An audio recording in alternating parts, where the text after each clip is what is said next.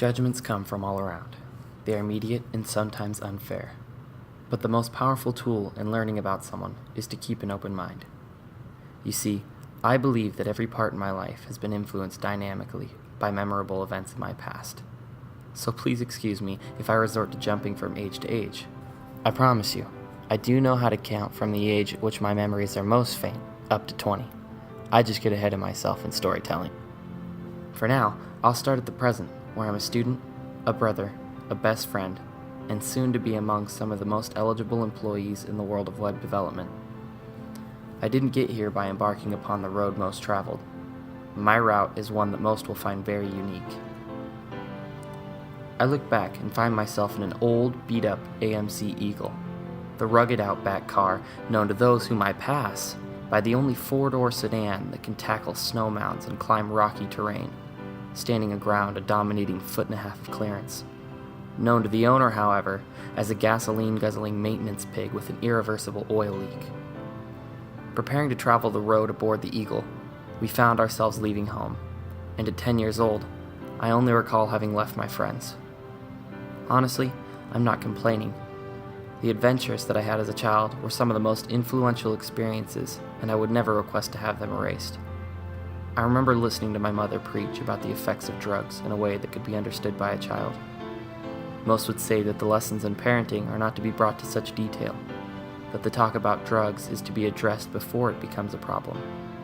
The talk I received was not because my mother didn't agree with them, but because she continued to see the negative impact they had on her. She wanted more than anything to see me grow up with the ideas of drugs and negativity completely obliterated. I remember my mother saying to me, "Don't you dare do drugs, Justin Daniel," as I lay in bed, gazing at the glow-in-the-dark lit ceiling. "You don't ever make the same mistakes your mama made." It was funny. I recall finding myself going through school, living by what she had told me to the fullest extent, having friends ask me why I didn't curse. Because it's profane, I'd say. The influence of my mother was a crucial part in growing up. It's what kept me on track at a younger age when I was on my own. It's what directed me here. Venture after adventure, I recall a lot of packing and moving around, never too far from the last place. I remember what happened after having gotten back from a summertime rainbow festival in Oregon, being told that we were leaving to Seattle, going to my grandfather's house. But this time it was different. This time we didn't pack anything. You see, this is where the innocence comes into play. What I wasn't aware of was that my mother had just been contacted and informed by Child Protective Services and the courts that she was not allowed to leave the city. A couple of days spent in Seattle were initially very fun, exciting, and all new to me, but my excitement didn't last. One afternoon, my mother, sister, and I were exploring the yard sale next door when a police car stopped in front of my grandfather's house. My mother quickly realized that someone had caught on to her having broken the rules set by CPS, and also discovered our whereabouts. In a last-ditch effort to avoid the consequences, my mom rushed to the homeowners and asked if we could climb their fence to escape. I must comment on the amount of thought put into sending a 4-year-old girl and a 10-year-old boy over the top of a 6-foot fence. The outcome was likely to have been folly. By now, the police were already aware of the situation and were rounding the fence. One of the scariest memories I have was being put into a police car. I felt like a criminal. Looking back at my solution to the problem, requesting the front seats so that my sister could have the back seems a little bit selfish, but in my defense, she was not quite tall enough to sit behind airbags, let alone be seen over the car door of passing traffic. Well, of course everyone knows the hardships of the foster care system. The events that came to pass marked a point in my life which I would learn how difficult it is to let go of all that I'd ever known.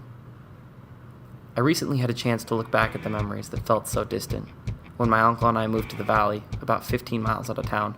As a way to invite myself into the new neighborhood, I clipped the metal end of the leash to my pup's collar. Leaping with joy, Stud turned his head to bite hold of the strap and tugged me over to the front door. "Oh, you're not wasting any time," I said to him. Walking the streets of the neighborhood, things began to feel really familiar, and I began to recognize the street many years ago that was tagged as the busy street. The dirt patch, now covered in grass, I once attacked with a shovel in order to elevate the ground so that my huffy bicycle could attain liftoff. I walked past the bushes that sat next to a power station, where kids would hide stolen bicycles. I approached my apartment where some of the most vivid memories took place. a small 2-bedroom, 2-floor space with a removable panel behind the entryway closet door, which I called my fort, through the apartment living area, into the backyard where you would find me celebrating birthdays 4, 5, and 6. Slowly making my way out of the complex, Stud gallivanting at my side, I looked ahead to a place where my best friend gave me his favorite toy the day that we knew meeting again was all but a probability. Looking back, I see that marble egg-shaped rock of smooth surfacing and great mass was not much of a toy, but rather a keepsake. So I guess at this point, I'm up to the present and have told you the events that have caused pain and sadness, but have also proceeded to emphasize upon the admirable memories and inspiration I have to become a successful person and make it worth the hardships that I've endured. I know that times have been, and will at a smaller measure, proceed to be difficult, but I encourage everyone to endure. We will all look back on the day very soon, and know that the trials and tribulations, the obstacles others have placed before us, will have proven helpful in our journey to success and confidence.